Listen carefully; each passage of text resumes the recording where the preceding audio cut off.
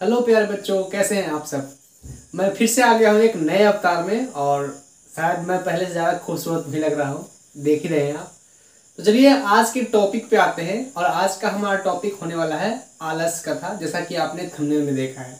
तो सबसे पहले हम आलस कथा का कुछ ऑब्जेक्टिव में पूछा जाता है वैसा कुछ पॉइंट देखेंगे, यानी कि आलस कथा का परिचय जानेंगे कि किसने लिखा है, कौन से भाषा में लिखा है, बाकी जो भी है पॉइंट हम इसको अभी जानने वाले हैं। उसके बाद हम लेसन को शुरू करेंगे। तो कुछ पॉइंट मैंने यहाँ पे लिखा है बोर्ड पे, तो आइए समझते हैं और इसको चर्चा करते हैं। उसके बाद हम लेसन की ओर बढ़ेंगे।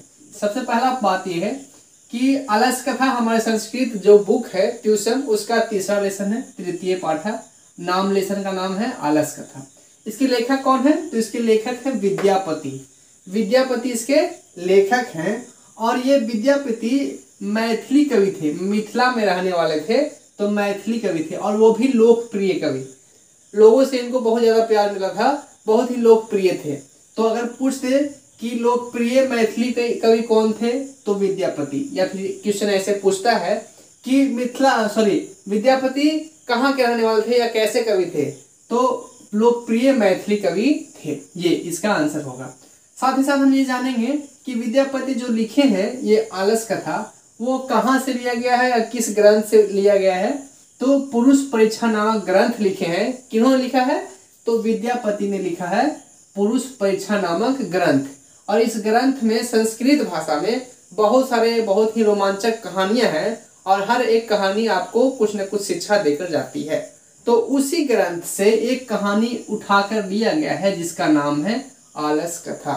तो अगर ऑब्जेक्टिव क्वेश्चन ऐसे पूछे कि आलस कथा किस ग्रंथ से लिया गया है, तो हमारा आंसर होगा पुरुष परीक्षा नामक ग्रंथ से। ठीक है, पुरुष परीक्षा नामक कथा ग्रंथ से लिया गया है। आगे बढ़ते हैं। ये जो कथा ग्रंथ है या आलस कथा जो कहानी दिया गया है, इसमें क्या चर्चा किया गया है, किसके बारे में चर्चा किया गया है?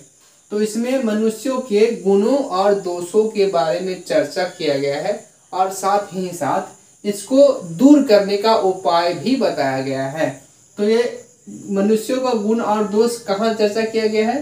तो आलस कथा में कह सकते हैं, और नहीं तो इस पूरे पुरुष परीक्षा नामक बुक में ही, कथा ग्रंथ में ही मनुष्य के गुण और दोष का वर्णन किया गया है। एक ऑब्जेक्टिव क्वेश्चन पूछा था कि आलस कथा कैसा कथा है? तो आलस कथा व्यंग्यात्मक कथा है। व्यंग्यात्मक कथा, व्यंग्यात्मक कथा का मतलब होता है कि हंसी मजाक वाला या व्यंग वाला। व्यंग मतलब होता है मजाक, तो मजाक वाला कथा है, मतलब कि हंसते हंसते आपको नॉलेज देकर जाएगा। आपको एक बहुत ही रोमांचक कहानी इसमें देखने को मिलेगा जिसमें आपको हंसी भी आएगा और साथ में एक बहुत ही महत्वपूर्ण सीख भी मिलेगा। तो ऑब्जेक्टिव क्वेश्चन जो है उसका आंसर ये होगा कि आलस कथा कैसा कथा है? तो व्यंग्यात्मक कथा है। साथ ही साथ इसमें बताया गया है कि नीतिकार यानी कि लेखक, नीतिकार यानी कि लेखक आलस को क्या मानते हैं? तो आलस को शत्रु मानते हैं। शत्रु यानी कि दुश्मन। ठीक है, शत्रु यानी कि दुश्मन। तो आलस कथा को नीतिकार आलस को शत्रु मानते हैं। ये था लेखक और जो उनका कहानी है आलस कथा, उसका कुछ थोड़ा सा परिचय था। कुछ ऑब्जेक्टिव क्वेश्चन पूछे जाते हैं और वो ऑब्जेक्टिव क्वेश्चन इसी पॉइंट से पूछे जाते हैं। तो मैंने आपको ये क्लियर करवाया है। अगर आप चाहें तो इसको अपने कॉपी में उतार सकते हैं और लिख सकते हैं। ठीक है, इसके बाद हम बढ़ते हैं अपने लेसन की ओर और जानते हैं क्या कहानी है। तो अगर आप उसको उतारना चाहें तो उतार सकते हैं। तो चलिए लेसन शुरू करते हैं। लेसन को शुरू करने से पहले मैंने यहाँ पे कुछ डायग्राम बनाया है, तो देखकर बिल्कुल हंसिएगा नहीं। ठीक है, और बहुत ही सरल सा और आसान सा कहानी है। तो सबसे पहले हम इसको कैरेक्टर को समझेंगे, कौन कौन सा कैरेक्टर है, और उसके बाद हम कहानी शुरू करेंगे। तो सबसे पहला कैरेक्टर है वो है वीरेश्वर नामक मंत्री का। जो मिथिला का मंत्री है उसका नाम है वीरेश्वर। देखिए मंत्री जैसा लग भी रहा है। और इसमें 4 आलसी हैं, महान आलसी हैं, और चारों को मैंने इस प्रकार से दिखाने की कोशिश की है। और एक है आलसशाला, यानी कि एक ऐसा घर जहां आलसी लोगों को रहने का सुविधा दिया जाता है। ठीक है, कहानी शुरू करते हैं। कहानी बहुत ही रोमांचक और बहुत ही मजेदार है, तो ध्यान से सुनिएगा और वीडियो को पूरा देखिएगा, मजा आएगा। ठीक है, और अभी तक बने हुए हैं वीडियो में, तो मतलब आपको वीडियो पसंद आ रहा है, तो वीडियो को एक लाइक कर दीजिए और इस चैनल पर नए हैं तो प्लीज चैनल को सब्सक्राइब कर लीजिएगा। ठीक है, आगे बढ़ते हैं।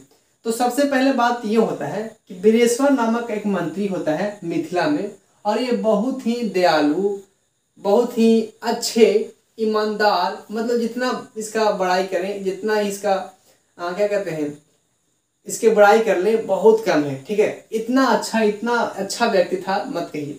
तो वीरेश्वर नाम का एक बहुत ही दयालु पर्सन था, दयालु मंत्री था, जो अपने राज्य के सभी गरीबों को, अनाथों को, आलसियों की सेवा करता, उसे कभी फ्री में खाना खिलाता, कभी फ्री में वस्त्र बांटता, मतलब हर तरह से उसका सुविधा देता, हर तरह से उसका सहायता करता। तो हुआ यूं कि वीरेश्वर के माइंड में एक आइडिया आया कि क्यों ना हमारे राज्य में जितने भी आलसी व्यक्ति हैं सबको फ्री में उसको भोजन कराया जाए, वस्त्र दिया जाए, मतलब उसको पूरा पूरा फ्रीडम दे दिया जाए। आराम से आइए सर, बैठिए सर, खाइए सर, और कुछ नहीं कीजिए सर। ऐसा किसके माइंड में आइडिया आया? तो वीरेश्वर के माइंड में आइडिया आया, और इसने ऐसा किया, एक आलसशाला बनाया, जैसा कि मैंने आपको दिखाया है, एक आलसशाला बनाया और सभी को आमंत्रण कर दिया, सबको कह दिया कि जितने भी हमारे राज्य में आलसी हैं सब आइए और आलसशाला में लाभ का फायदा उठाइए। ठीक है, लाभ उठाइए। तो कुछ लोग जो थे वो आलसशाला में आए और इसका लाभ उठाने लगे। तो आलसियों का सुख देखकर झूठे लोग भी आलसशाला में आने लगे और झूठ मूठ का नाटक करने लगे कि मैं भी आलसी हूँ, मुझसे चला नहीं जा रहा है, ओह मुझे उठा कर ले चलो। मतलब झूठ मूठ का आलसी बनकर इस आलसशाला में पहुंच गए और जितने भी सुविधा थे, जितने भी सुख सुविधा दिया जा रहा था, उसका फायदा उठाने लगे। तो ऐसा देखकर अब दिन प्रतिदिन संख्या बढ़ता जा रहा था आलसशाला में, दिन प्रतिदिन आलसियों की संख्या बढ़ता जा रहा है, बढ़ता जा रहा है।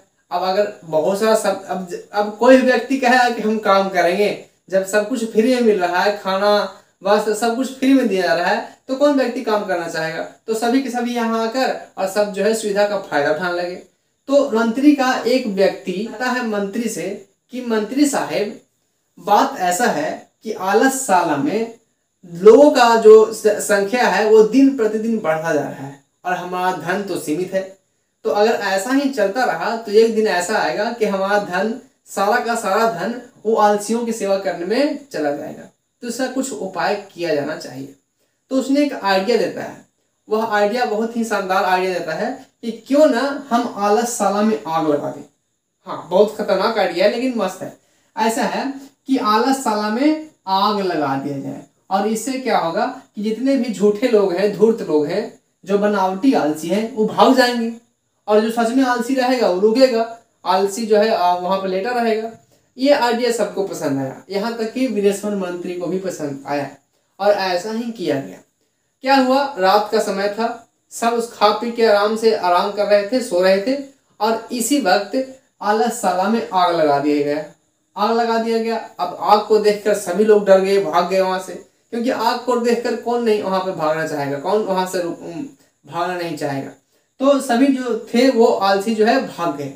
अब इसको लगा, मंत्री को लगा कि यहाँ तो कोई आलसी नहीं है, सब मुझे धूर्त बना रहे थे, झूठा बना रहे थे। लेकिन अंदर जाके देखता है तो कुछ व्यक्ति जो है आपस में बात करते रहते हैं। वो कुछ व्यक्ति, 4 व्यक्ति थे और ये चारों ये महान लोग थे, बहुत ही पक्का खिलाड़ी हैं, पक्का आलसी व्यक्ति हैं।